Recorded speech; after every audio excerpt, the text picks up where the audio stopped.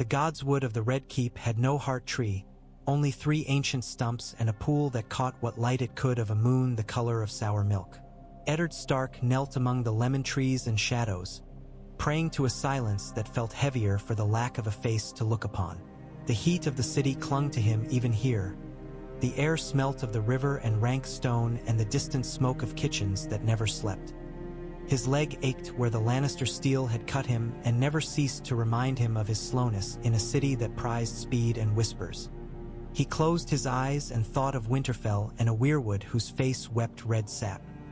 He thought of snow and the breath of dire wolves and the sound of wind through leaves unburnt.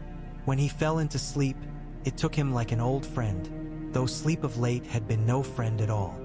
He was standing in Winterfell's godswood, the world rinsed clean by snow.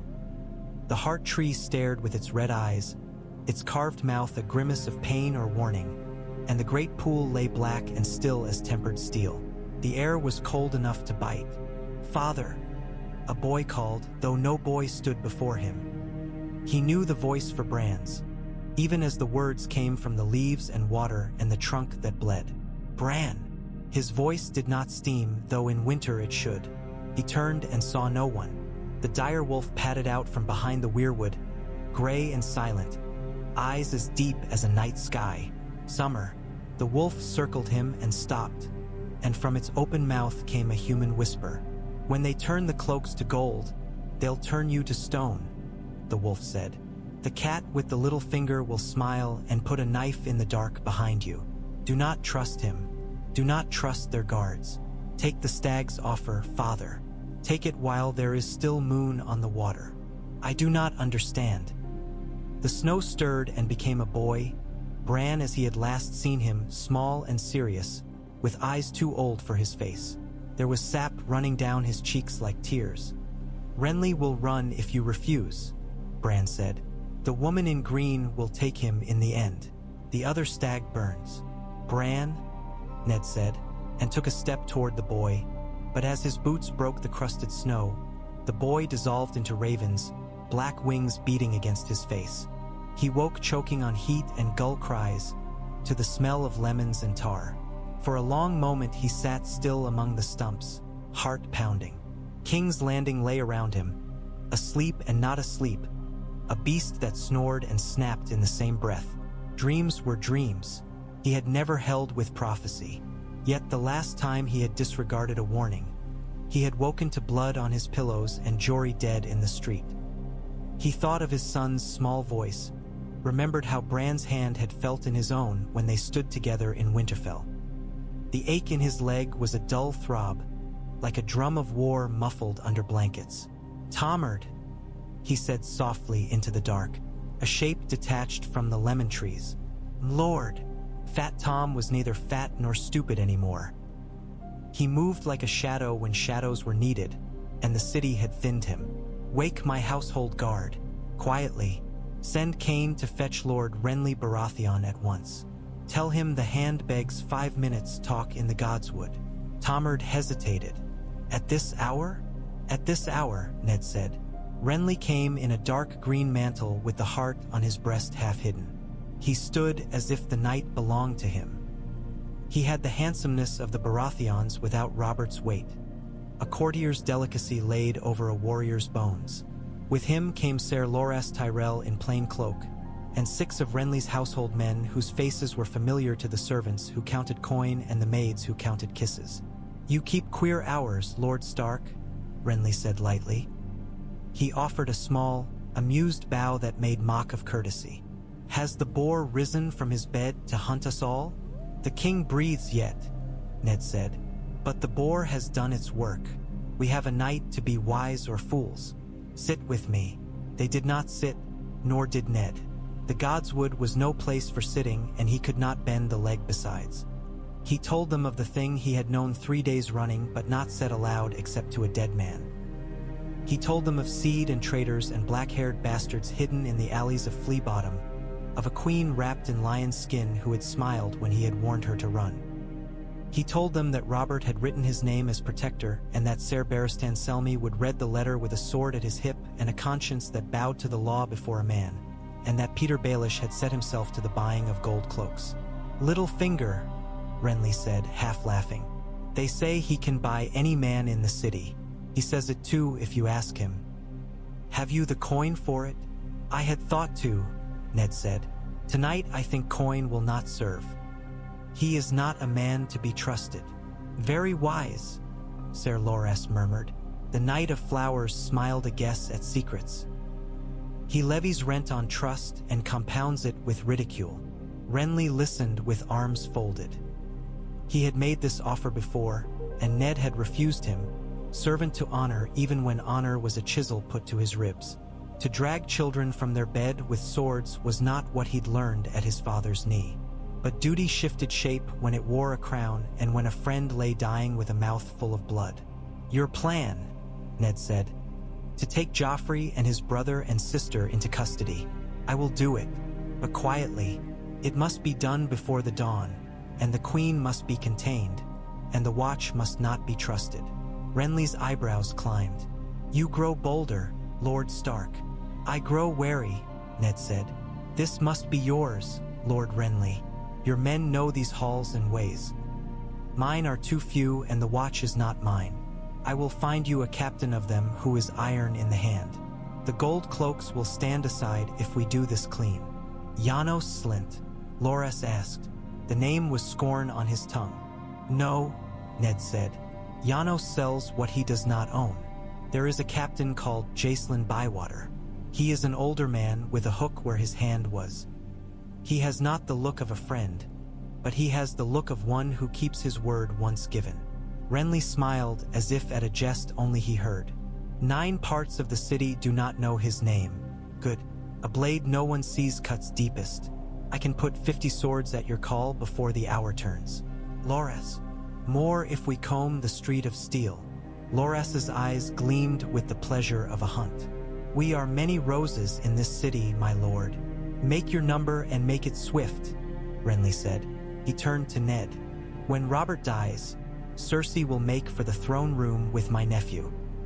She will have the Kingsguard that remain, Selmy and the others, and the Hound at her heel who is no Kingsguard but might as well be for all the blood he's drawn to amuse my sweet nephew.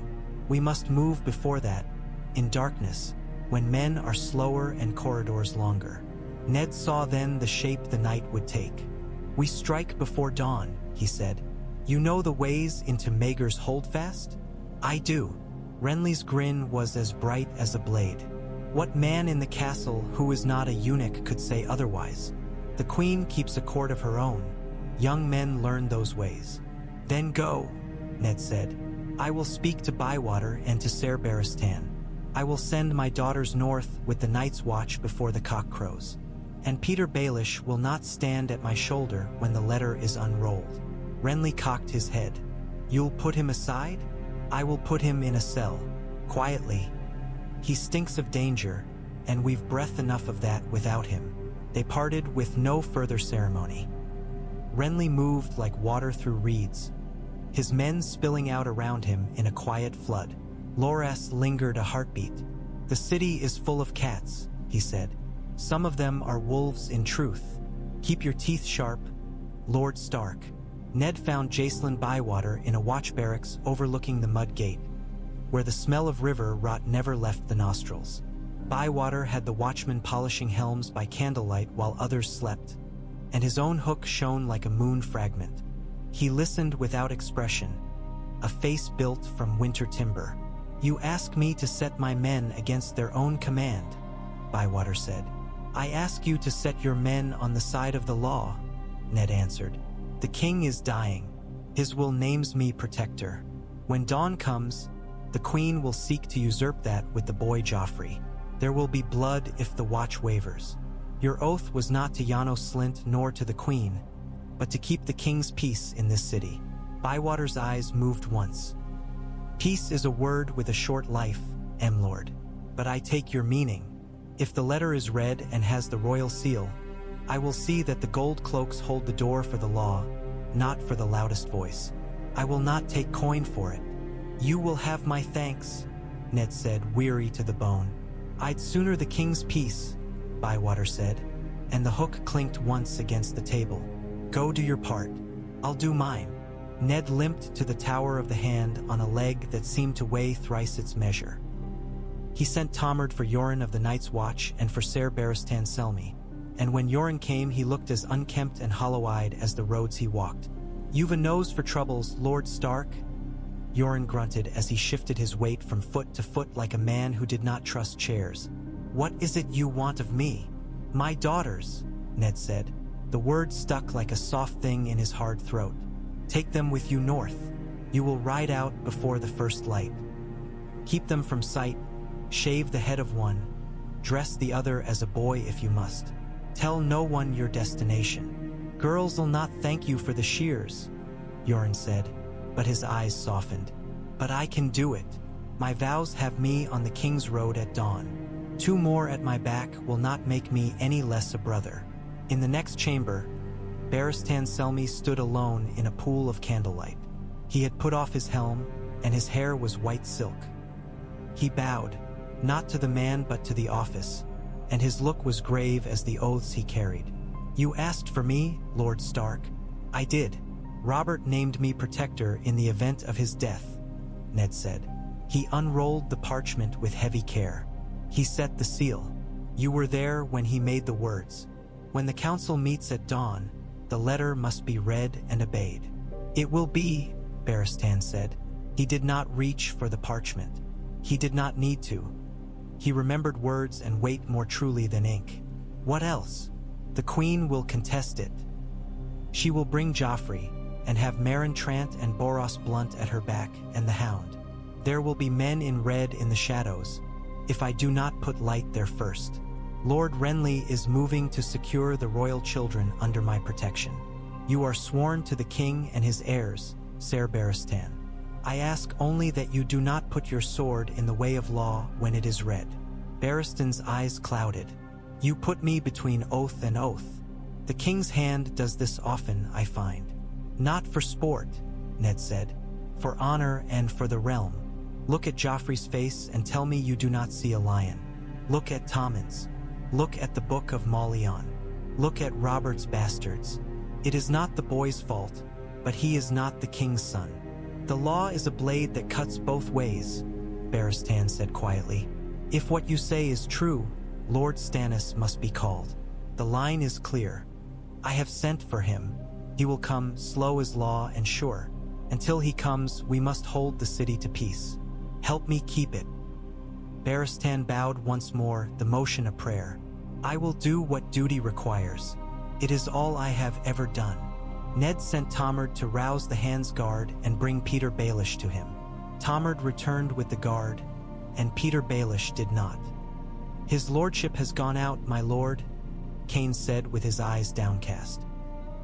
"His man said he went to hear music in the Street of Silk." "Then fetch him there," Ned said. "And Cain, take 4 men. Bring him quietly. Do not drink with him, do not smile with him, do not believe a word he says that is not bound in rope." Cain went, and did not return before the hour turned. It did not matter. Time had stopped living like a simple thing. It broke into pieces that skittered about the room like beads scattered from a snapped cord. Sansa came to him like a wisp, all pale in eyes. Arya a small storm beside her in a tunic stolen from the laundry. "Father," Sansa said, her voice tremoring. "The Queen sent for us.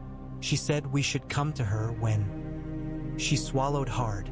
Arya's chin jutted. She did not swallow anything she could spit. "What is happening?" "War," Arya said. "Bright as a blade and twice as dangerous. I heard them, in the kitchens. They were saying the king is dying, and that Joff will be king, and we will be queens, and—" "No," Ned said. "There were things a father should say. He found them somewhere under the weight. Joffrey will not be king. You are my daughters. You will be safe. There is a man of the Night's Watch waiting below. You will go with him, at once." Sansa's mouth fell open. "But my betrothal." "There is no betrothal," Ned said, too harsh. He softened his voice as he might to calm a colt. "Listen to me, sweetling. The city is no place for you, not for any day, least of all this one. Yoren is hard, but he is sworn, and the road north is long. You will keep your cloaks close and your tongues closer. You will not write. You will not show your faces to anyone who knows them. Do you hear me? Arya nodded. Her eyes had iron in them. Sansa nodded as well and then shook her head all at once. But the Queen, she said I should. The Queen thinks many things, Arya muttered. Enough, Ned said. He took Sansa's hands and then Arya's, and for a heartbeat he held the chaos at bay by the touch of small bones and hot fingers. Obey me, obey Yoren. Keep each other. I will come home to you. You promise, Arya said, as if daring him to fail. I do, he lied. He watched them go and did not let the tremor in his hands reach his face. He thought of Catelyn in a high tower with stone walls around her and the wind in her hair and a boy on her hip who would never be a man if the river took him. He thought of Robb sitting tall in the father's chair, fingers tapping on the arm like a drum, listening to Maester Luwin and ignoring Theon's laughter. In Winterfell, Bran Stark woke from a dream of ravens and a man with a gold scarf cutting a throat. He lay still in the dark and listened to the snow he could not hear because summer had not died. The wind through the leaves of the real heart tree sang to him and through him and past him like the breath of something older. He heard me, he whispered into the firs. He will not be cut. Osha sat cross-legged by the embers and looked up, a shadow of a smile across her sharp face. The old gods can put a word in a man's ear, little lord, if he's a man who hears. Your pa hears. Maester Luwin says dreams are only dreams. Maester Luwin's chains rattle so loud he can't hear much but the sound of his own learning. Osha stirred the fire. He knows a deal of iron things. The woods know a deal of others. Sleep now.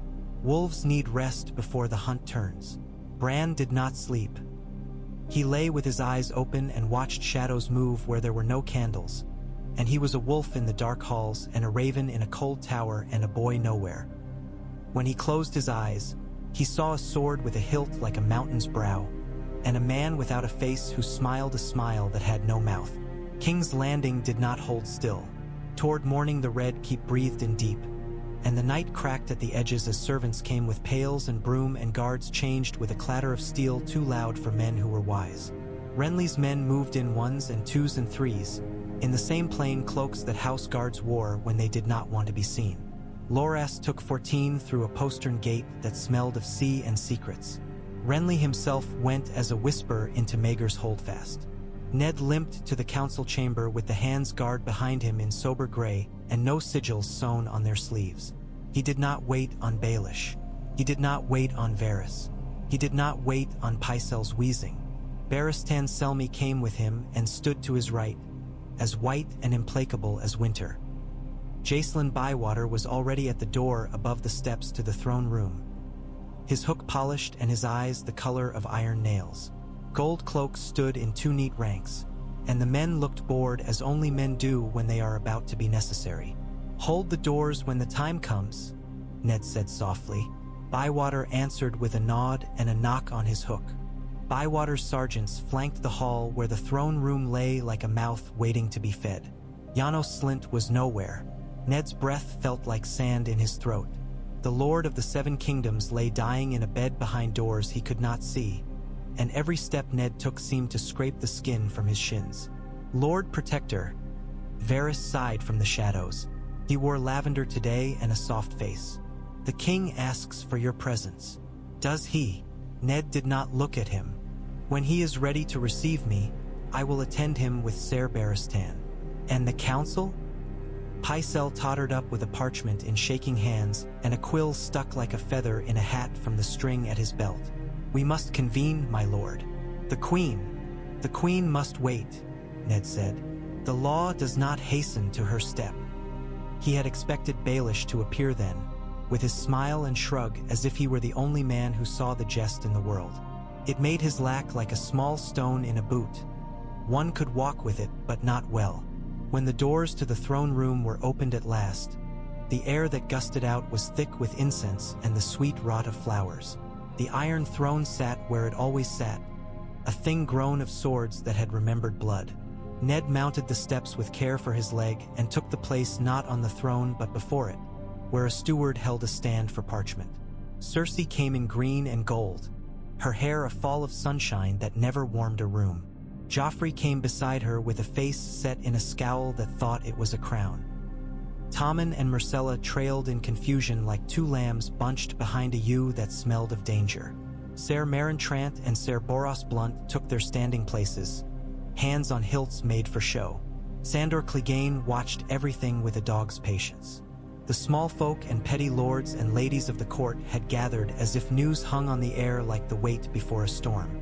"Lord Stark," Cersei said sweetly, and her smile had knives in it.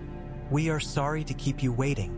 The king's hand does not wait on queens," Renley said from the far side of the chamber, stepping into the light like a secret revealed. He was not alone. 24 of his men took their places along the walls as a gardener places stones, one by one until a border is made. Loras had vanished. That meant Loras was where he ought to be. Barristan's voice rang out. "The king is dead." The words cut through murmurs like a bell toll. Cersei stilled, but her eyes flicked. Joffrey's mouth twitched as if a sweet had turned sour on his tongue. Pycelle made a gasping noise and fumbled his papers in a way too artful to be accident. "Read," Ned said. His leg throbbed.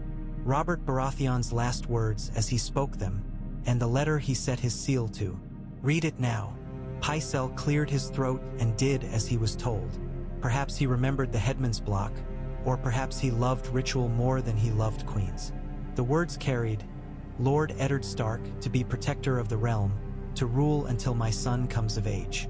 Cersei smiled, a fox's smile. When the word son left Pycelle's wet mouth, Ned let the moment stretch until it hummed. "Joffrey," he said, "by the king's will, you will step down from the dais and place yourself under my protection until Lord Stannis Baratheon comes to King's Landing to take his place on the throne." "Stannis," Joffrey sneered, the sound a child's version of cruelty learned at grown-up knees. "I am the king. You are not," Ned said. The sentence hung and then was knocked aside by motion. Sandor Clegane shifted, and Cersei's mouth opened to shape an order, and 2 of Renly's men flowed from either side to set spears between queen and dais. Renly moved 3 paces, swift and smooth. "Your Grace," he said to Cersei, offering a small bow that meant nothing. "We will see you to Maegor's Holdfast, where you and your children may be secure. Lord Protector's orders." Cersei laughed. The sound was wrong in the hall. "You overreach, brother. The Kingsguard." "Obey the king," Renly said. "And until the true king of Robert's blood takes the throne, the man named by his hand will keep his duty." He glanced toward Barristan. The old knight's jaw worked.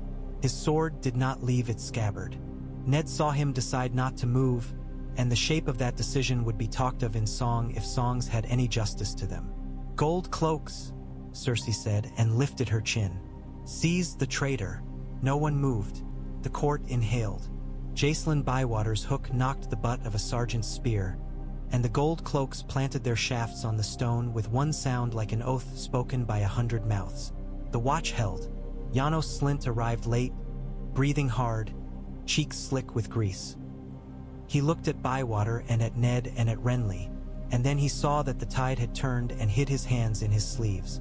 "You will be escorted," Ned said to the Queen. "No harm will come to you or to the children. This is the law. Ser Meryn, Ser Boros, you will accompany them to Maegor's Holdfast and remain at the door. Hound, you will stay." Sandor's eyes flicked to Joffrey. The boy's face had gone white in an instant, not of fear but of surprise at inviolate things being violated. Sandor's shrug was almost invisible. "As you like," he said. If it galled him to set his sword down with the Queen's pride, it did not show in his scar. Cersei tried to step past Renly. He put out a hand, not rough, not gentle. For a heartbeat, they looked like lovers in a dance. "Do not touch me," she said without sound, and he smiled at her in a way that promised nothing she wanted. They took them away in the quiet that follows a clap of thunder. Ned watched the lioness and her cubs go and felt the tightness in his chest ease. It was done. It was only begun. "Lord Protector," Varys breathed, appearing at his elbow like a dream come to life. You move me to tears. Truly, the realm thanks you. Where is Peter Baelish? Ned asked. Varys's eyes flickered aside. In the black cells. Ned blinked. You move quickly, Lord Varys. Not I, Varys murmured. Men who have waited a long time move quickly when permission touches them like a feather on the lip. Lord Renly's men found Lord Peter lingering among the silks with a smile on his face. It did not travel well to Shackles. Good, Ned said. Keep him there. Do not let him talk to anyone who has ears. Renly laughed, low and not unkind. You have a taste for order, Lord Stark. It might be catching. What will you do now? Send for Lord Stannis, Ned said. Hold the city, and pray the realm knows how to love peace. Peace is very dull, Renly said. But dull is a luxury. I'll guard the Queen's doors. Loras will go to the Tower of the Hand and fetch any papers old and dusty you might have overlooked. I trust the old men who love dusty things less than I trust young ones who love music. His grin flashed, sudden as sun from cloud. Well played, Lord Stark. When the throne room finally emptied, Ned stood a moment more. The Iron Throne loomed, a reminder that rulership was an exercise in bleeding. Barristan remained, as if he too had been pinned to the place by duty. You did a hard thing, Barristan said. Perhaps the right thing. Perhaps, Ned answered. Right things often come wrapped in the clothes of wrong.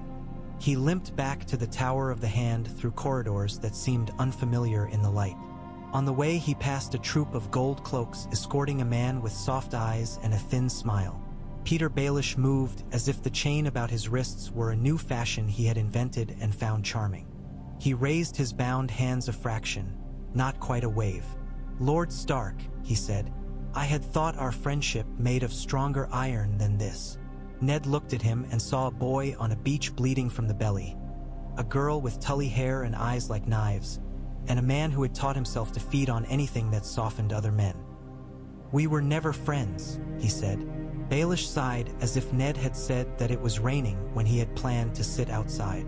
You should count coin as well as honor, my lord. You've purchased a knight. Tomorrow we'll ask for the rest of the price. The lion does not lose a fight and go home.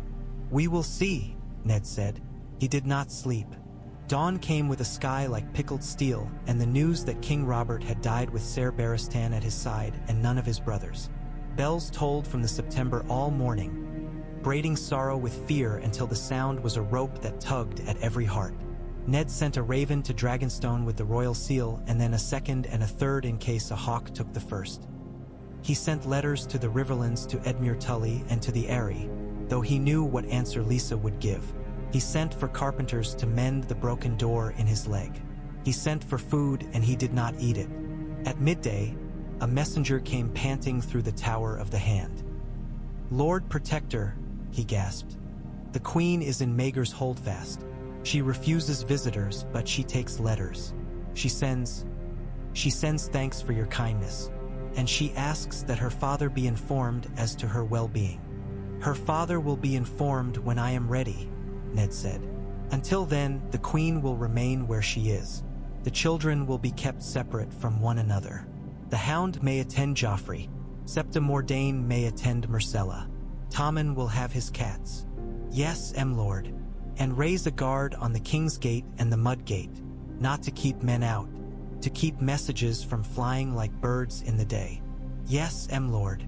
That day Ned walked with Bywater around the walls and into the courts where the smell of hot iron and piss was a comfort for its honesty. He spoke with sellers and met with captains whose goodwill had been purchased not with coin but with a promise that tomorrow would not be eaten by flames. He signed orders for grain to be taken from the river gate barges and stored in the old arsenals. He drank water and wine that tasted of dust. He thought of hunger as an enemy and made a list of things to do to fight it. The city breathed. The small folk looked up with the same thin hope they saved for clouds that might give rain. The nobility looked at one another with the assessment of men at a market, measuring whether to take a bargain now or wait for something better. Varys smiled in the council chamber like a man who had found a jeweled egg in his bed and could not decide whether it was a dragon's or a jape. In the black cells, Peter Baelish sat on a stone bench and entertained himself by whispering to the rat that came, as all things come to men who make themselves vermin's friends. When the jailer brought him a bowl of thin soup, he took it with a flourish. "Tell Lord Stark," he said, "that I have only ever loved one thing, and it was not coin." "He said as much," the jailer reported later, scratching his belly. "Keep him alive," Ned said. "Do not listen to him. If he offers you gold, take it and give it to me." Night fell like a cloak. The bells had rung themselves hoarse. From the east, a wind came off the sea and brought with it the stink of the fish market. In Maegor's holdfast, Cersei Lannister sat in a chair by a shuttered window and held a cup of wine in both hands, not drinking. Her children slept in separate rooms behind separate doors she had tested twice each. The knowledge that she could not get to them at once was a pain sharper than any she had learned to accept. She thought of her father and the clean bite of his lessons. She thought of Jaime and his laugh and the look on his face when she told him to ride away from the city. She thought of the wolf and hated him more for not being foolish. Renley sat outside her door with 3 men and a pack of cards in one every hand. He played like a man who measured his opponents by the shape of their smiles. When Loras returned near midnight, he came with a bundle of ledgers and a book bound in cracked leather with the lineages and histories of the great houses of the 7 kingdoms stamped in flaking gold. Renley tapped the book with one finger. "Dusty things," he said, and grinned. "Lord Protector." Ned took the book by the candle and felt the old dread settle in him like a patient guest. He had not wanted this truth. He had only wanted it not to be mocked. Now he had raised it up into the light for everyone to see, and it would not lower its eyes. "Send a raven to Dragonstone," he said again, though he had sent 3. "I've sent one myself," Varys whispered from a corner. "From a bird that knows the way there better than most. The Lord of Dragonstone keeps a small court and a careful one. If there is a man in the 7 kingdoms who will not move for love or gold or fear, it's Stannis Baratheon." "Then he will move for law," Ned said. "Law is very heavy," Varys sighed. "It takes a strong man to lift it, perhaps too strong to bend." Far to the east of King's Landing, in the sea mists around Dragonstone, Lord Stannis Baratheon broke the wax of the king's seal and read by a lamp that stank of fish oil. His mouth became a line cut deeper in stone. "At last," he said to the table shaped like Westeros and to no one else. "At last." Davos Seaworth stood at the door and did not ask what the letter contained. He had learned that asking Stannis was often less useful than trusting that Stannis would tell him when telling was duty. "Prepare the fleet," Stannis said. "We sail at daybreak."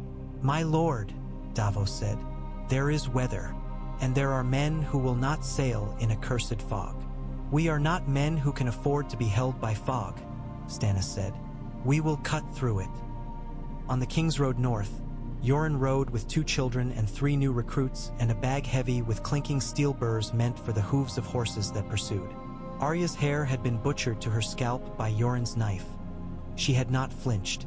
Sansa had wept with each snip until she had seen Arya's face and then had set her jaw. They sat horses almost as tall as they were and tried to look like they had spent their lives in road dust. Sansa's back ached, and the saddle was a thing invented by enemies, but she did not complain. Arya had given complaints up for a sword lesson learned from a man who smelled of small beer and kept a list of names under her tongue. "Keep those heads down," Yoren muttered as they passed a troop of gold cloaks. "There's a sky full of eyes in this city that follows a man out 2 leagues. "I am looking down," Sansa murmured. "Look lower," Arya said. They rode until the city had shrunk to a smudge and the smell of river gave way to the rawer smell of world. Under a hedgerow they ate onion and hard bread and a bit of dried sausage that tasted of salt and despair, and Arya laughed anyway. Sansa found that laugh indecent and then took a bite and laughed too, quietly, because if she did not laugh she might do something else. At Riverrun, Catelyn Tully let herself breathe when a raven came with the words that Eddard Stark had not been cut down by gold cloaks nor thrown in a cell to rot. She did not breathe completely.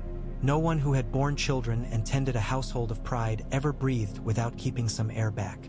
Tyrion Lannister had left the Eyrie with his sellsword and his life in his hand, and words about debts unpaid falling behind him like a trail of crumbs. Catelyn sat at a window that looked down on the Red Fork and thought of the shape of all of it. Her neck ached from the weight of choices. "You see," she whispered to the river. "You see what he is." She meant Peter, and she did not. Not 2 days later, the river carried rumor upriver like a fisherman carrying a wriggling net. Gregor Clegane had ridden with fire across the riverlands, burning and taking and hanging boys who were sons and men who were husbands and women who were wives, because someone had to be made to bleed when lions were not allowed their prey. Edmure Tully sent riders west and sent ravens everywhere, and then buckled his sword belt and cursed under breath, a prayer in the language of men who had not the patience for gods. When the word of burning reached King's Landing, Ned Stark closed his eyes and felt a weight settle on his shoulders he recognized not at all. Protector of the realm, Robert had written. There was no protection large enough to scoop up all the small fires that men started when their pride was pricked. He sent word to the Trident. The crown named Ser Gregor traitor, the lands of House Clegane were forfeit, and by law he summoned Tywin Lannister to court to answer for his bannerman's crimes. He set Ser Beric Dondarrion to ride with a black-haired lad in a squire's place to bring the king's justice to the fords and bridges. The squire's name was Gendry. Ned stared at the boy's hair and did not let his mind make anything of it. "Tywin Lannister will not bow his head," Varys purred. "He bows only to a mirror and a memory of himself."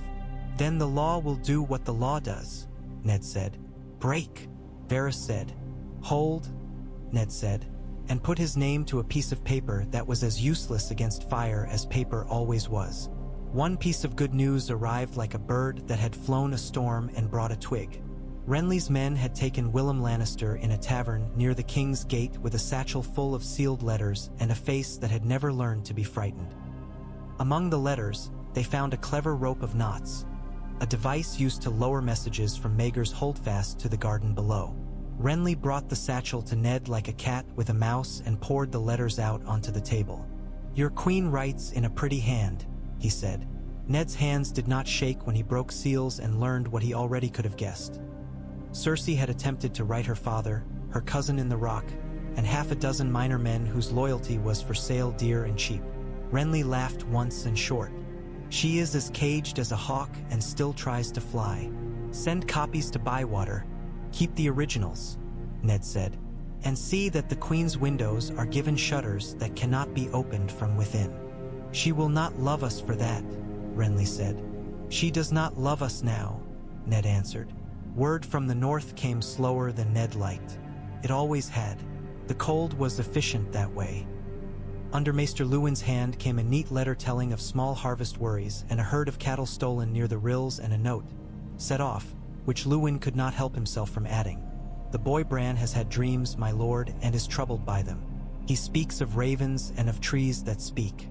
I tell him dreams are only dreams, yet he is not comforted. You will know best how to answer this." Ned did not. He dipped his quill and wrote the words a father always writes when his mind is half smoke and half iron, and the words were comfort for the reader because the writer could not find comfort of his own. Before Stannis' sails showed on the horizon like a row of teeth, rumors of his approach filled the city. Sailors swore they had seen fires on the water at night, candles carried by a priestess in red who prayed to a god not born under the seven-pointed star. Ned did not hold with strange gods, but he did not hold with burning men more.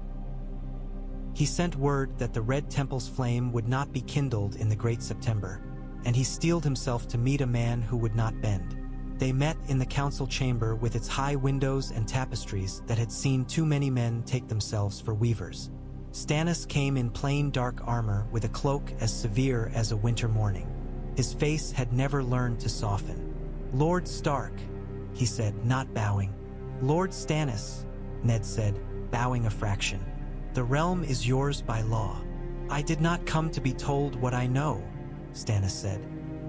He did not look at Varys or at Renly, who lounged with boredom made handsome, or at Pycelle, who had found a way to look both grateful and aggrieved. He looked at the parchment with Robert's hand on it and set his mouth in a line. "It is good that some men keep their oaths." "Not enough of them," Ned said. Never enough, Stannis replied, and for a heartbeat there was a kindred in the room. Not quite friendship and not quite respect, some lean meat of shared burden. They sat then, and Ned presented the book and the bastards and the black hair that came when Baratheon's seed was let into other houses. He told no lies and he added no adornments. Stannis listened the way a man listened to a tallying of grain. When the reckoning was done, he nodded once. It will be done. Renley smiled. How swift you are when men are tally marks. Stannis's look for his brother had no love in it and no hate. It was the look one gave a crack in a wall when one had not the mortar to mend it. You would have set a false king on the throne to keep your bed soft, he said. I would have kept boys from being dragged from their sleep with swords, Renley said. It is good that boys are kept safe, Stannis said. It is better that the law is not made a whore. Ned said nothing to that. He thought of Joffrey in a room guarded by a hound and of Myrcella looking out a window she could not open and of Tommen curled with a kitten in his arms. He thought of bastards whose mothers baked bread and pumped water and did not ask for crowns. He thought of Jon Snow at the wall and the vow that had meant his boy would never have what he perhaps would never have wanted, and that was law as well. Varys coughed a silk cough. The Lord of Casterly Rock rides, my lords. Tywin Lannister has broken camp below the Golden Tooth and marches east with 20,000 men. His son has taken a second host and has overrun the Riverlands from the west. Lord Tywin does not leave answers to linger. He spread his hands, a little conjurer making birds fly. He has learned that the queen is secured and that her son is not to receive a crown, and he does not love these tidings. Then we will answer him, Stannis said. We will, Ned said. Robb will march with the north to Riverrun. I have sent to him. He will bring our banners through the neck and down the causeways, and he will break Jaime Lannister's back if his father leaves it open to strike. And what will you do? Renley asked. Sit and play at justice while lions having their fun with trout and wolves? I will hold King's Landing, Ned said. I will hold it until it can be held no longer. And I will keep the queen from turning it into a pyre. Brave, Renley said. Dull. Necessary. Stannis's jaw worked. I will be crowned. In the great September. The Seven cannot deny a king his due. Even if their fat priest bleats about crows he saw flying backward at dawn. The High Septon is a man who loves decorum, Varys murmured. He will of you, your grace, as soon as he knows he does. On a damp road through the Riverlands, a party of riders with trout sewn on their sleeves and anger sewn into their brows passed a burned hamlet where char still smoked. A small girl stood in the ruin of what had been a doorway and held a doll whose face had gone black. He had a dog's head, she said to men who were not ready to hear. He had a dog's head and he laughed when he set the barn alight. It was not the hound, the youngest of the riders said, and tried to make his voice a comfort. It was the mountain. He is bigger. They were all big, the girl said. All of them were bigger than me. In the tower room at Riverrun, Catelyn read Robb's words. We ride in 1 week. We will bring the banners. We will cross at the Twins, if the Freys will have us, and if they will not, we will have them.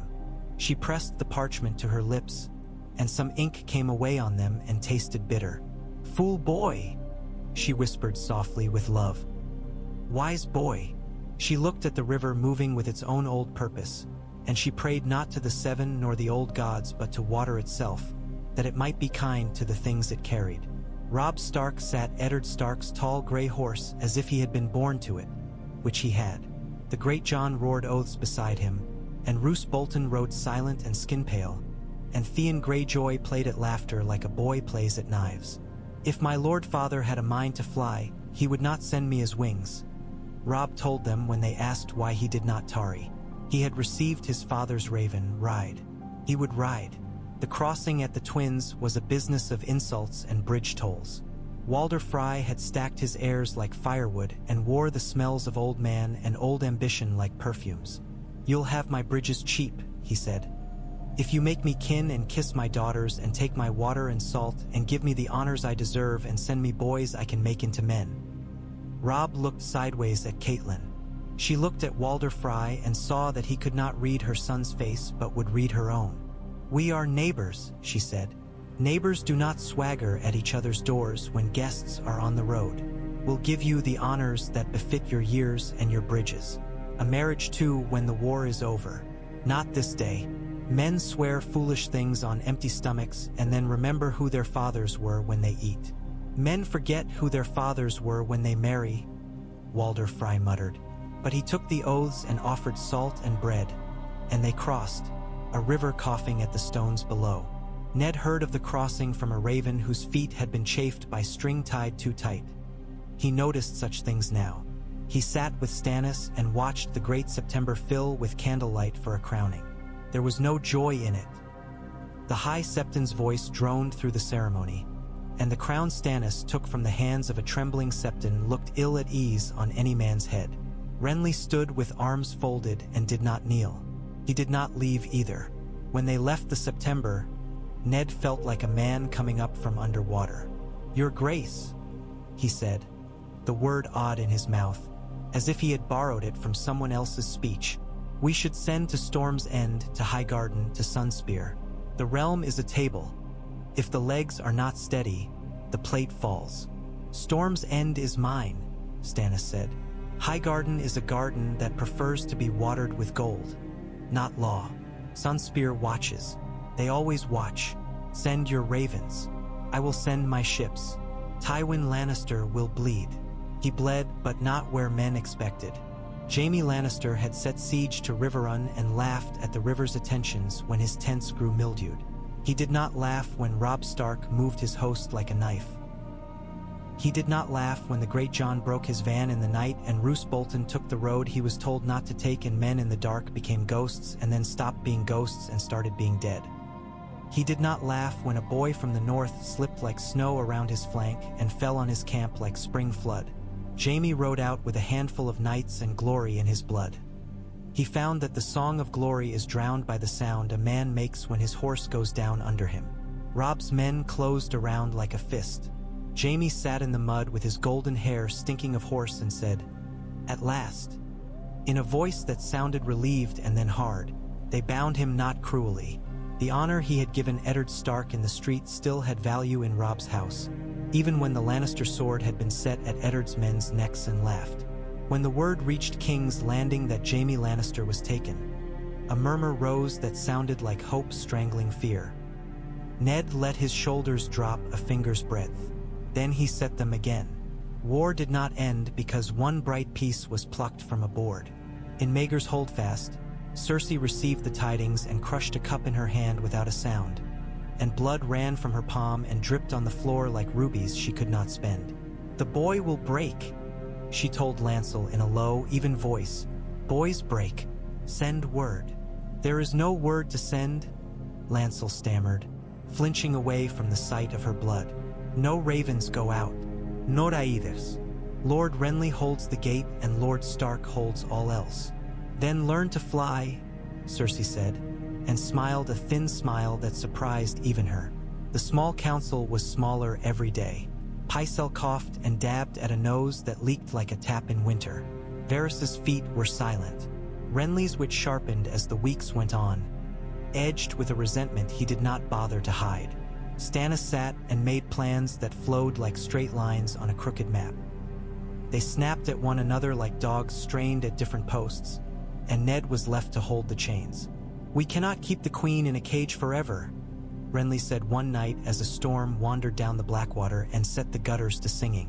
"Her father will come to fetch her," Stannis said, "or he will send a message with mummers and seal it with a lie. He is not a patient man. Then he will come to break his teeth on this city," Ned said. He looked down at a new letter. It bore the wax of Ser Beric, though some said Beric had died 3 times already and his signatures were ghosts. The letter told of ambushed fords and sacks of grain burned and a house with a tree in its yard where a hanging rope swung with no man in it. The rope's end had done its work already. "Your man with the hook keeps a good hold on the watch," Renly remarked. "Slint sulks like a gelded rooster." "Let him sulk," Ned said, "as long as he does not crow to the wrong dawn." "Have you decided the fate of the Queen's children?" Stannis asked. He asked as if he were asking whether the sun rose at morning or if it were still something men debated in learned halls. Ned's hand tightened on the parchment. They are children. They are the issue of incest, Stannis said flatly. They are threats to my reign and to the stability of this realm. The law is clear. Bastards must be named and put aside. Treason must be pruned. Prune the tree and let it live, Ned said. If you cut the trunk, the whole orchard dies. Exile them to a September, send the girl to the Silent Sisters, the boy to the Citadel. Make a show of mercy, and the realm will meet it with a sigh instead of a scream. Stannis' jaw moved like a cog grinding. Mercy is for men who have coin enough to pay its price. This realm pays in blood for every kindness we show a Lannister. Show it anyway, Ned said. For once. Just once. Renley watched them both with cool green eyes. You two should both have been Septons, he drawled. You can take confession from each other and flagellate afterward. Hold your tongue, Renley, Stannis snapped. I'd rather hold someone else, Renley said lazily, and Loras's mouth flickered upward for the first time in hours. Ned thought, if we survive this day, we will not survive the next in the same shape. He saw the lines of fracture in the council and in the city and in the wider realm, as if someone had taken a hammer to a pane of glass and had not yet pushed. Down in the black cells, Peter Baelish worked at a crack with his smile. We are in love with the same woman, you and I, he told Varys through a grill, when Varys came because Varys went everywhere. We are both liars about it. She is called the Realm. You are more honest than I. You call her peace. I call her opportunity. Honesty is not your trade, Varys murmured, and love is not mine. Love is everyone's, Baelish said pleasantly. I loved Catelyn Tully once, very much. I still do. It is why I will leave this place, you know. Not because I cannot be kept, but because love is a key that opens doors even a jailer cannot find. Your Stark has done a beautiful thing. He has bought a moment. He will pay very much for it. Perhaps, Varys said. Perhaps not. He moved away like a draft of colder air. The price came, as prices do, on a day that began with sunlight that seemed harmless. Stannis set out with half the city's garrison to ride to meet Tywin's van near Harrenhal and remind the Lannisters that roads had two directions. Renly remained, at Ned's insistence, to hold the Queen's prison. That night, Renly vanished. He took Loras and 20 men with him and left a note as light as a feather.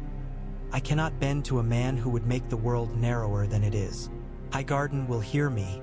Do not cage me, brother. If you try to cage me, you'll bleed. Stannis sent a raven with 6 words in reply. You have bled us already. Come back. It was not a plea. It was stone thrown at a bird. Ned felt the loss like the loss of a finger. One could still hold a sword, but not as well. He did not send men after Renly. He did not have men to spare. He moved Bywater into Renly's place outside the holdfast and doubled the guard on the Queen. Cersei smiled when she learned of Renly's flight. Boys, she said to no one. Boys, boys, boys. Robb's letter came with the good news that Jaime Lannister was bound and the bad news that Tywin had swung east and crushed a small host at the Green Fork, then moved south like a snake shedding skins. Roose Bolton had retreated and kept his men alive, which was either wisdom or cowardice, and who could say the difference when the ground sucked at hooves. The Riverlands were a map of ash and new graves. Robb closed by asking his father for one thing. Send me the Hound in chains. The small folk will believe it was he who burned their farms. Let them see that justice touches men with dog heads as well as men with lion manies. Ned did not send the Hound. Sandor had not burned anything but meat by a cook fire since the night he had watched smoke pour out of a boy he had once been. He had stood by Joffrey's door and not sneered at the boy's cries when his sleep turned foul. The man was bent, not broken, and the line between those things mattered to Ned as if it were drawn in his own blood. He sent Ser Island Payne westward with an escort to stand at the ford and read the list of names of the men condemned by the crown for treason and slaughter. He sent Gendry away from the city with the men Stannis took, to hammer at iron where the air was not so foul. The boy looked back at the walls and did not know what he was leaving. In Winterfell, Bran watched crows gathering on the walls and spoke their names under his breath until he realized that crows did not want names. They wanted meat and eyes and the game of finding out which men would fall and which would stand. Robb was gone. He had taken Grey Wind with him, and the silence where the wolf had slept was louder than any noise. Rickon slept under beds and in the kitchens, and Shaggy Dog grew meaner in the weeks after men realized that a child was a poor stand-in for a lord. Osha taught Bran the old trees, the names of roots and mosses as if they were men who could help in battle. When the wind comes cold, it slides through the leaves and tells them secrets, she said. The trees don't keep them, they tell each other. Sometimes they tell boys who are not content to sleep the way boys do. But the trees have long lives and don't care much for how men think days should be. They tell the same secrets over and over, and the boys forget other things to remember them. I do not forget, Bran said fiercely. He had already begun to forget the smell of his mother's hair. At night, he became a wolf and ran through forest and field and learned that the world was made of hunger and light. In dream, he saw a man made of shadow stand over another man whose face he could not see and push with both hands until the man's breath left in a cloud. He woke with his heart beating like a drum. Renley, he whispered to the dark. Osha looked at him sharply, then away, then back again. The other stag burns, Bran said, and did not know why he knew it. He burns and the wind takes him and he is gone. In Highgarden, Renly Baratheon washed the road dust from his hair in a basin that smelled of rosewater and was welcomed into a court that knew how to laugh at laws. Mace Tyrell smiled and raised a cup. Olenna Tyrell did not smile and raised a blunt question. Loras watched Renly the way men watch a spark near dry grass. You could be king, he said in the dark, his head on Renly's shoulder. You could be king and we could be something new. A king is an old thing, Renly murmured. Old is war, but new is a pleasant word. Say it again. Loras did. In the Red Keep, Ned wrote a letter he burned before ink had time to dry. He wrote to Stannis and to Robb and to Catelyn and to himself. He wrote that the world was too small for the pride of 4 houses and too large for any one man's virtue. He burned it because he could not carry more paper when his head already carried worry that rusted inside it. He walked to the godswood that was no godswood and knelt and did not pray, and fell into a doze in which Winterfell came again, and the heart tree smiled a pity he did not want. Father, Bran said. He stood very close and his eyes were not his eyes. They were something that watched through him. Do not open the gates when the man with no name comes with the cart full of straw. There are knives under it. Do not sign a paper with a deer drawn in the corner. It is not a deer. It is a mouth. I am tired, Ned said. Do not be, Bran replied, and then the ravens flew up and the dream was gone. He woke to shouting. The city had its own sort of winter. The kind that came all at once when men who had planned something for 3 days walked the 4th day with stealth and then broke doors at dawn. The cart was at the king's gate. It had straw in it and knives under it and men whose faces were pointed where faces should be flat. They came for the queen. They had word from a man who had no name and a small bag of gold to give to a porter who had never had so much gold in his hand at once. Bywater's men caught the cart at the crease between road and gate and pulled it apart like children pulls apart a puzzle. The knives clattered on stone. The men with them ran. Some did not run far. Ned stood on the wall and watched the red smear left where a head had rolled. He did not allow himself to feel anything. He sent a message to Maegor's Holdfast that the queen was safe, a lie that was also truth. He sent for the porter and had him brought to the yard.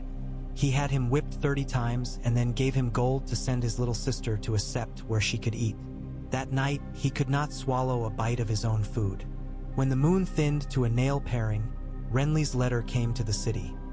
He named himself king, and his words were not so much a declaration as a seduction. He wrote that the Tyrells would seat him on a throne of roses and that the realm was tired of dour faces and old rules.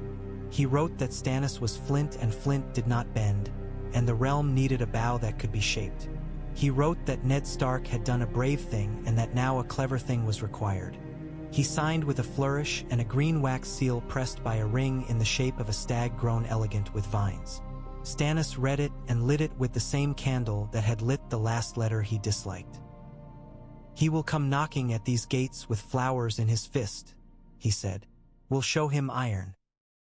Varys whispered, "Highgarden brings food and men. Storm's End brings a name. We might have wanted both. Men who come to me with one hand full of food and the other full of theft are not my kind," Stannis said. "They are exactly your kind," Renley wrote back in his mind from miles away. "You just hate that they are." Ned held the letter up to the window and let the sun make it thin.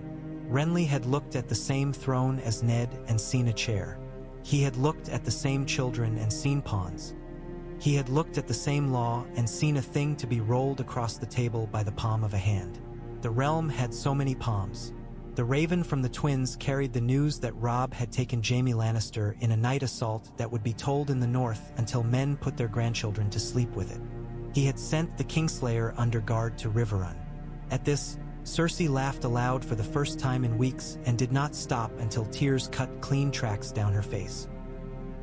"He will come home," she said softly to the wall. "One way or another, he will come home, and he will bring the house down on everyone's head." The night before Stannis marched to meet Tywin in earnest, Ned went down into the cellars where the skulls of dragons waited in the dark like fossils of war. He stood before Balerion and thought of Robert's fist pounding the table, of Lyanna's flower petals crushed under a knight's lance, of a question no one answered honestly even to themselves. What was better, a lawful peace or a graceful lie? He did not find the answer in the hollows of black bone. When dawn came, the city looked east. It looked west. Men talked as if they had never heard of quiet, and women whispered names they had not said for years, in case there were gods who remembered them only if their names were spoken. Ned stood before the throne one last time and adjusted a tapestry that would not hang straight, because there were small things one could make right when large things refused. "Lord Protector," Varys said, sliding close, "there is a man who says he loves you and says he hates you and says he can be useful either way. Would you see him?" "No," Ned said. "You will want to," Varys said. "He has a name only sometimes. He knows the faces that are not faces. He knows where shadows go when they are finished." Ned's hand stilled where he had been flattening a wrinkle. "Show him to me." The man Varys brought wore no badge. He looked like 100 other men Ned had seen that week and the week before and the 100 weeks since he had first followed Brandon to a tournament. He had a cartmaster's shoulders and hands clean enough that no one would notice they were too clean. "My lord," he said, "I have a name if you need one." "I don't," Ned said. "What do you want?" "To live," the man said straightforwardly, "and to be paid." "For what?" "For the name of the man who sent the cart with straw," he said, "and for the paper that has a deer in the corner that everyone thinks is clever but isn't." Ned gestured. The man put a folded parchment on the table. Ned did not open it. He looked at the man's eyes and saw nothing useful there. "Give your name to Bywater. Take no money now. If your information saves a life, you will be given 3 times what you ask. If it is a lie, you will be given rope." "I prefer coin," the man said. "So, does everyone," Ned said. That night, he dreamed of the heart tree again. Bran stood in front of it, and his eyes were full of sap. "You bought a day," the boy said. "Now you must spend it right." "How?" Ned asked him, disturbed by the way his son's mouth did not move when he spoke. "Send the lions home," Bran said. "Send the stag west. Send the fish south. The ice remembers its own and the fire burns where it will." The boy cocked his head, as if listening to a thing Ned could not hear. "Tell Robb to turn left at the river where it bends like a sleeping snake. The man with the pale eyes will be waiting where men who change their skins cannot be seen but are." "I cannot tell him how to walk a road I do not know," Ned said. "You already did," Bran replied and woke him. He rose in the darkness and wrote 2 letters. One went to Riverrun, one went to Stannis' camp. He did not know what god this was who had decided to make a raven his confessor. In the morning, men told him there had been frost on the grass in the king's garden, though the day was as hot as ever by noon. When news of the first clash on the Blackwater came, It arrived on a small boat rowed by men whose hands were blistered like wounds from rope. Stannis had met Tywin's forward scouts and sent them back bleeding, then marched to the Trident and made show of wanting to cross. Tywin did not bite. He veered south and took a lesser ford and then another and sent raiding parties like darts into a man's thigh. Stannis turned as a man turns to face a buzzing fly, annoyed above all that an annoyance could not be crushed properly. The dance went on until the ground itself grew tired. Robb drove Jaime's men off from the walls of Riverrun and sent the Kingslayer under great guard to the Eyrie, thinking perhaps that Lysa would be stricter with a trophy than Riverrun could be. Lysa took Jaime with her mouth pursed and her eyes turned inward to a whisper no one else could hear. Peter Baelish sat behind his wall of silence and smiled into the dark. On a narrow road under an old oak, Beric Dondarrion rode into an ambush set by men with burning arrows and the look of men who liked the smell of hair singed. He died under a blow meant for the youth with the hammer. Then he did not die, he got up. Men did not talk much about it. They rode on. Ned Stark read of it in a letter and put the letter down like a hot iron. There were other fires to press. He met Cersei in a room that had been a queen's room and was a cage without bars. She looked thinner and more dangerous. "My father will come with fire and make you all ash," she said without ceremony. "Perhaps," Ned said, "perhaps he will bring a sack with him too and fill it with children. He is a careful man. He likes to do two things at once." "You know nothing," she said. "You point at books and think the world is a list." "I know enough," Ned said. "Enough to know that the men who set these rules had small hands for swords and big hands for ink. Enough to know that a realm that names monsters to its councils wakes up with teeth marks." "You are a monster," Cersei said calmly. "A monster who will watch a boy die because another man makes a claim with a face like an old tree." "I would not see a boy die," Ned answered. "I would see a country live. That is the difference between us." She smiled at him then, and he saw the girl she had been for a heartbeat only. A girl who had looked at Prince Rhaegar Targaryen with eyes full of a dream and had not understood that dreams and men eat one another. "We all want our country to live," she said. "We only disagree on who the country is." After she was gone, Ned put his head in his hands. When he lifted it, Varys was there. "It is almost over," the eunuch murmured. "It will never be over," Ned said. "You're learning," Varys said, pleased. Stannis returned to King's Landing with half the men he had taken and fewer smiles than that. He had blood on his helm and dust in his mouth and no patience for speeches. "Tywin will not fight a battle he cannot win," he said. "He will starve us if he can. He will try to take the city from within. He will send men with gold to find men with small hungers and fill them up until they open doors. Then we will shut the doors," Ned said. "They shut doors. They shut windows. They shut mouths. They kept the queen from the September and the watch from the alehouse and the boys from the walls where an arrow might look for them." The city's breath grew shallow. Ned told Bywater to open the gates to carts with grain from Duskendale and to turn away carts that smelled of rotten onions and lies. Men muttered, and women haggled, and children learned to throw stones at rats that had grown too fat and slow. And still the war made its own shape. Renley was crowned in a field of flowers with a green armor on his shoulders and a cloak that smelled like summer. Men swore to him because it pleased them, and women waved handkerchiefs because it pleased them to see a king who smiled as if crowns were not iron. In the black of a tent not far away, a shadow slid like oil under a flap and put its hands on a man's chest. Renley died with surprise on his face, and the flowers around the pavilion did not know what to do with it. Loras wept and set his grief on fire and rode toward King's Landing with a sword in his hand and murder in his grief. Mace Tyrell gathered men as a hen gathers chicks and turned them south as a mass. The storms this time were not on the water. When Varys told Ned of Renly's death, his little mouth made a shape that would have been a cross if it had been made by fingers. "There are gods in this country I do not know," he said. "There are shadows that are longer than nights should make." Ned closed his eyes. In Winterfell, the heart tree watched him. Bran's voice came again, soft and inexorable. A king undone by a king inside him. Bran said. "The fire eats the air and leaves a hole where a man was." "We will never see the end of it," Ned said to the silence. "We will see a road," Bran said. "We will walk it." When the Tyrell host finally showed itself near the Gold Road like a green sea, it brought with it food enough to feed half a city and swords enough to feed a siege. Loras Tyrell rode at the head, and his face was a mask. The men he brought wore Renley's antlered crown sewn to their breasts, and some cried as they rode. Stannis stood on the walls and watched with folded arms. "They will turn to the Lannister," he said. "They hate me. They do not know you," Ned said. "That is the same thing," Stannis said.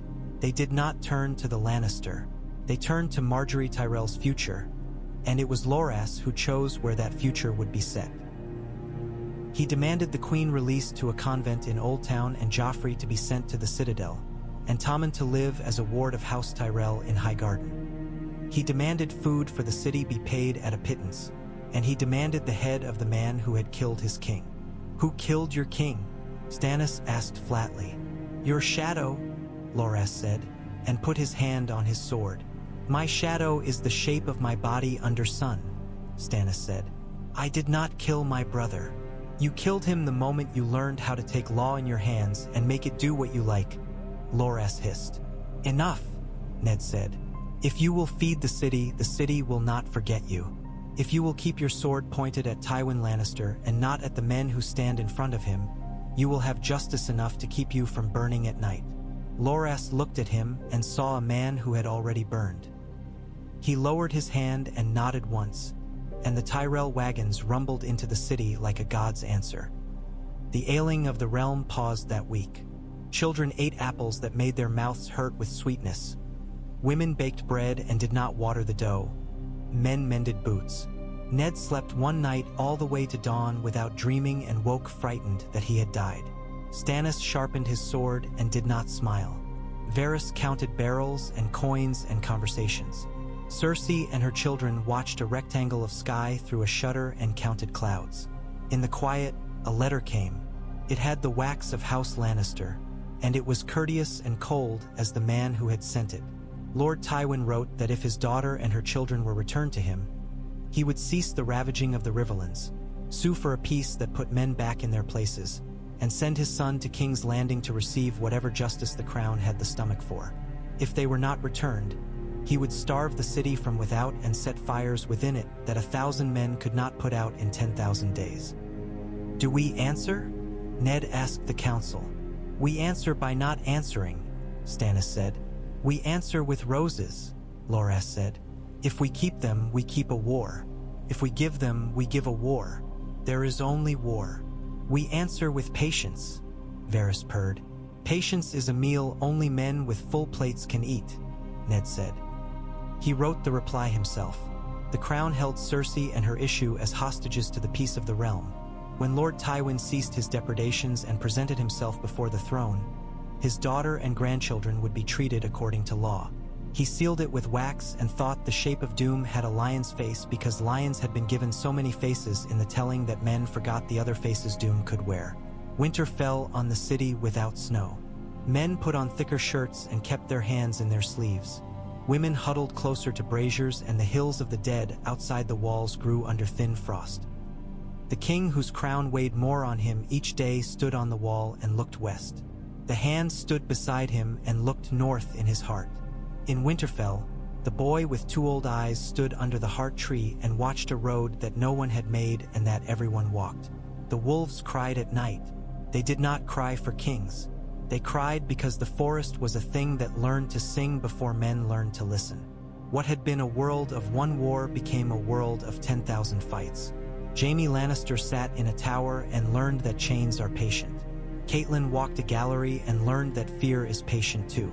Robb learned where the river cut deep and where it lay shallow under weeds and where a man's pride was a ford that could drown him. Stannis learned that being right was a bed of stones. Renly learned nothing a living man can use.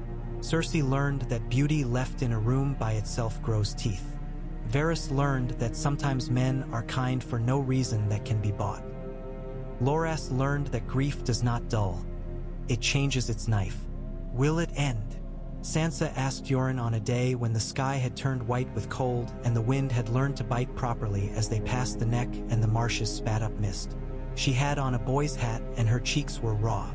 She looked older than Arya for the first time in her life. Yoren said, everything ends. Even winter, even songs. Whether a thing ends well is what's left to men. He squinted at the road where it bent like a sleeping snake and found it empty where he had expected danger. They turned where he would have turned anyway, and behind them the marsh moved, and somewhere ahead a green boy with a reed spear watched from behind cattails and said nothing. In King's Landing, Ned Stark walked the walls and counted the watchfires. He had not knelt before the heart tree in many days. He knelt now in a garden that did not know his gods, and he spoke to a boy in the north, and to a man in the south, and to the men who had been boys once, and to boys who would be men if men did not make murder of it first. He did not ask for victory. He asked only for enough mercy that he could go home and look at stone he knew and sit where the wind was honest. The gold cloaks turned, he said under his breath, to a memory of a dream that might have come from his own fear, and they did not. In the end, no one gets all they were promised. The law held enough to keep one city from burning that year. The wolves did not become kings, and the lions did not eat the moon. The stag who did not bend ruled from a chair so sharp it cut men who came too near without knowing. The roses fed the hungry and counted the cost in petals dropped. The fish floundered in nets and leapt out again with stubborn flaps of tail. The kraken, somewhere in a cold sea, remembered that there is always a price for being underestimated. In Winterfell, the boy in the godswood closed his eyes and felt roots burrowing into earth older than men and heard the whisper of 1,000 leaves telling the same secret 1,000 different ways. He saw the man who was his father standing under a lemon tree in a city built over dragons, and he knew that the choice made in one dark hour will echo in 100 dawns. He reached out with hands that were not hands and touched a face that had once bent over his bed and told him stories of a knight who had no fear and a maid who had a wolf and knew how to tell it to behave and sometimes forgot to. "Be careful," Bran whispered into the leaves and the water. "There is another knife, not the first one. There is always another knife." Ned Stark lifted his head and looked at the empty place next to him where shadows gathered and where one day a man without a face might stand or might not. He rose, pain in his leg like a friend who would not leave, and went to the council chamber to listen to men argue in the tone of men who believed that words could stave off winter. He would argue too and sign things and refuse to sign others and go on walking walls and count fires and hold doors. What changes a world? Sometimes a battle between armies. Sometimes a boy's small voice in a dream. Sometimes the knowledge that knives can come from behind and that the man with the smile is the one to watch. Sometimes a choice to take a stag's offer when honor wanted to refuse. In a narrow cell, Peter Baelish smiled and waited for his door to open. He had always known that doors opened for those who made themselves useful. He hummed a tune no one else could hear and thought of a girl with tully eyes and of a realm that was a ladder and of a wolf that had learned, for one day at least, to bite before being bitten. Outside, the city breathed. The river moaned. The wind carried a scent of something colder. Bran's whisper went on, thin as a thread and strong as rope, repeated from leaf to leaf until it reached ears that did not believe in trees. The gold cloaks stood to their posts and watched the dawn, and when the light came some of them counted the number of days since the last man had died under their watch. Bywater scratched at the place where iron met stump and felt the city's pulse throb against his hook. Barristan Selmy rose in the gray and put on his white cloak and thought of a boy he had knighted and a king he had watched die and the man he served now who did not ask for love. Stannis looked west. Varys looked nowhere and everywhere, and whispered the same word to 100 men in 100 rooms. Patience. At last, as at first, there is only this, men and women under a sky that is too big for the walls they build, and the choices they make in the dark that sunlight will show the shape of. A wolf carried a warning. A father listened. Blood that would have been shed that day stayed where it was. Other blood came later and more of it and different. The realm went on. It always does. The gods, old and new, watched and did not say if they approved. Some nights, years after, when the snows were real and not only dreams and the ravens had carried too many letters to count. Ned Stark would wake in Winterfell and listen to the wind. If he listened long enough, he could hear a boy's voice under it, telling him a secret he had already learned. There is always another knife. He would smile into the dark and reach for the hand that lay beside him if the world had been kind enough to let it be there. And when he rose in the cold morning, he would go to the godswood with a heavy cloak and a simple heart and thank a tree that had once sent him a son's voice through the heat and stink of a southern night.